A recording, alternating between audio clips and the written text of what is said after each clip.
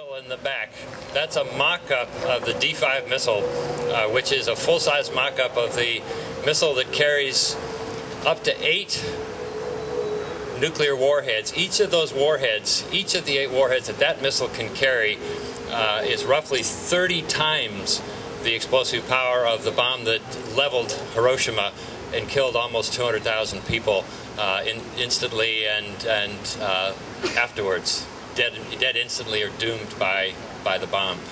We are here today because tomorrow at the United Nations, the 2010 Nuclear Posture Review will begin, whereby the countries that are signatories to the Non-Proliferation Treaty, which was first signed in 1975, will come together to review progress and hopefully come with a statement coming forward at the end of the week about what will transpire in the future. The last 2 5-year reviews in 2005 and in 2000 were scuttled by the United States. The United States refused to participate in a statement about disarming. The Nuclear Non-Proliferation Treaty is the only multilateral treaty that contains nuclear weapons internationally. It's the only treaty that we have.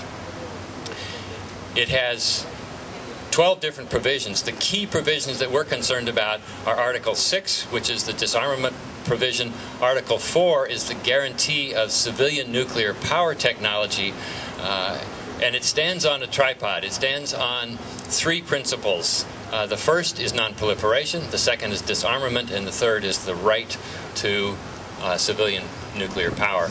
It's, in a sense, it's a Faustian deal now that we see what's actually going on in the world, because to have a nuclear power capacity is to have a capacity to build nuclear weapons. We see that in Iran. That's how North Korea developed its nuclear power. It's how Israel developed its nuclear weapons, and that's the reason that it's important that the terms of the Non-Proliferation Treaty in Article 6, which calls for the negotiation in good faith on effective measures relating to cessation of the nuclear arms race at an early date and to nuclear disarmament, and eventually on towards general disarmament. And the challenge is that the treaty does not set a date. So what we're trying to do now is get the nations of the world to say it's time to set a date. We've been with this treaty for 35 years. It's time to set a date. The United States has now set some hopeful signs that there will be a cooperative statement in relation to eliminating these weapons. What we hope you understand is that these are horrible weapons. If there's anybody here that doesn't get that, and that's a part of the challenge here, then we're still in trouble. The fact that these weapons can generate a fireball, the heat of the sun, a mile across. The heat of the sun at the surface of the earth, a mile wide, a 5-mile radius of total destruction, blast and burns, 3rd-degree burns 5 miles from the center, that each person, if they were to survive, would take up one of the most highly staffed beds of a hospital like Harborview. We have about 25 or 30 intensive care burn beds at Harborview. We are talking about thousands of people almost instantly.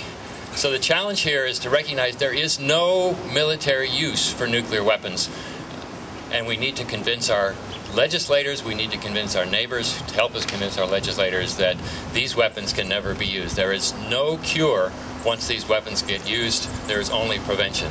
So thank you all for being here, and take the message on to your neighbors, to your families.